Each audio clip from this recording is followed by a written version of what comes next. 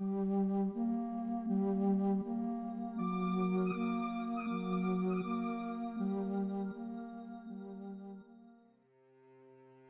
1956, the Hitchings family moved into a modest Victorian house at 63 Wycliffe Road in Battersea, South London.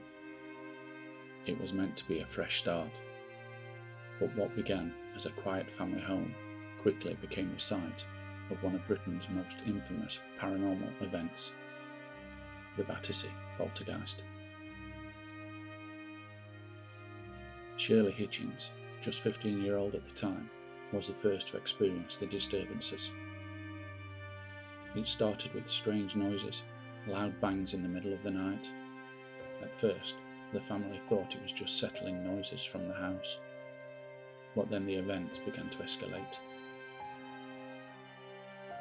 One night, Shirley woke to find a strange object on her pillow, a small silver key. She had never seen it before, and it didn't fit any lock in the house. This was only the beginning of the mystery. Soon, more bizarre occurrences began to unfold. Objects began moving on their own. Furniture would shift across rooms, sometimes even overturning. The sounds of footsteps echoed through the house, but when they went to investigate, no one was there. At times, cold drafts would blow through the rooms for no reason. It became clear that someone was trying to make its presence known. The Hitchings family was terrified, but they weren't sure how to explain it. Shirley's family tried to brush it off at first, thinking it was just a strange coincidence.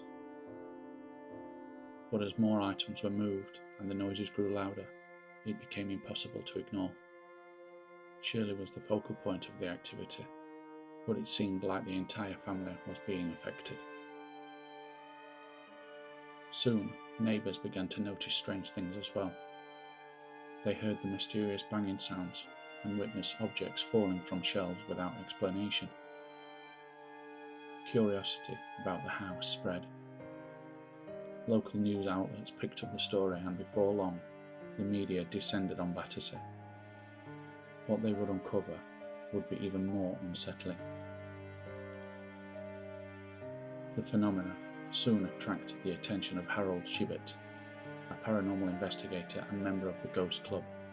Chibbett was no stranger to hauntings, but he quickly realised this case was like no other. He began investigating the house, convinced that there was more than meets the eye. Through his investigations, Chibbett discovered a startling pattern. The disturbances always seemed to be linked to Shirley. When she entered a room, objects would fly off shelves or tables would tip over. He theorised that she may be unconsciously triggering the events, but this was just the beginning. It wasn't long before Donald, as the entity came to be known, began communicating with the family. Through strange knocks, raps, and noises, it seemed the poltergeist was trying to make itself understood. Eventually, the entity began to write messages. Shirley would find pieces of chalk or pencils, and inexplicably, notes would appear on the walls or furniture. The messages were cryptic, sometimes childlike and other times frightening. One note simply read, "Shirley is mine." Another described the spirit's death in graphic detail. The messages began to paint a picture of the malevolent force, a spirit with an obsession for Shirley. The entity, Donald, claimed to be a spirit of a man who had died in the early 1800s. According to the messages, he had once lived in the very house where the Hitchings family now resided. Donald's presence grew stronger, and the activity in the house became even more violent. Shirley's possessions were destroyed. Her bed was moved across the room while she slept. Shirley's parents, John and Elizabeth, were terrified. Objects would move in front of them. Items in the kitchen would fly off shelves as if propelled by unseen hands. The poltergeist wasn't limited to physical manifestations.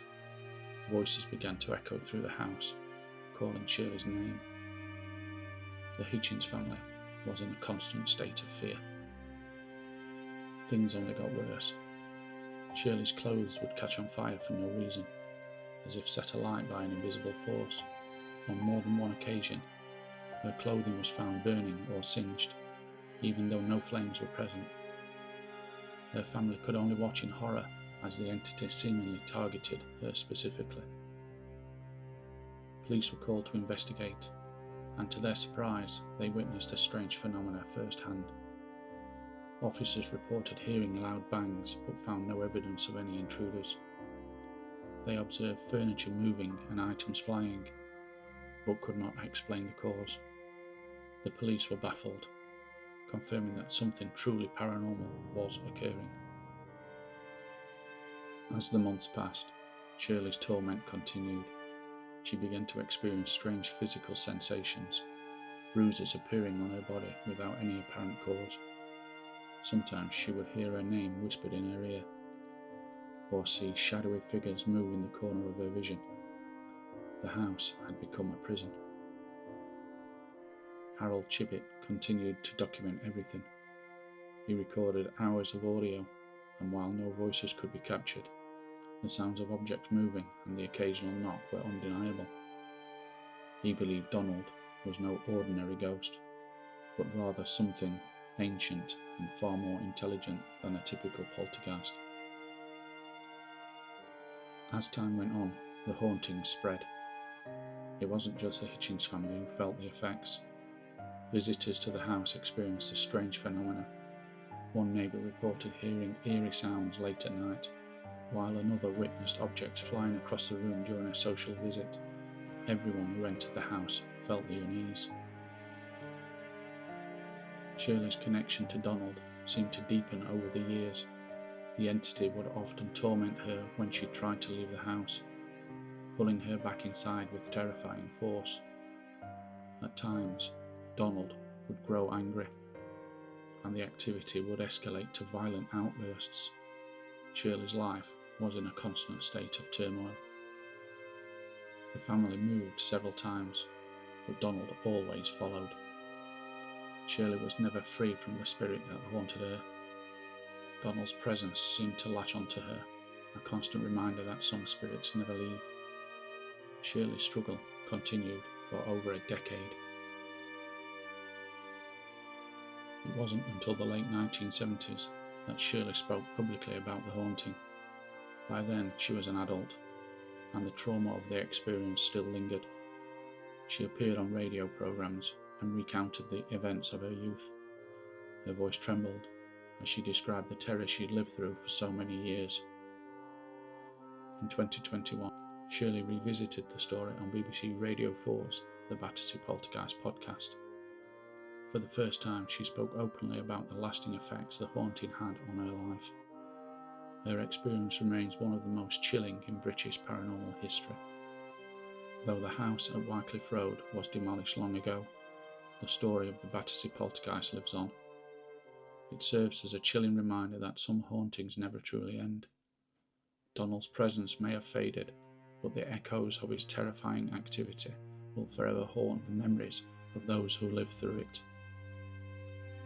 The Battersea Poltergeist remains one of the most disturbing and well-documented haunting in British history. Is it a case of poltergeist activity fueled by unresolved emotions? Or was it something darker? Only time will tell.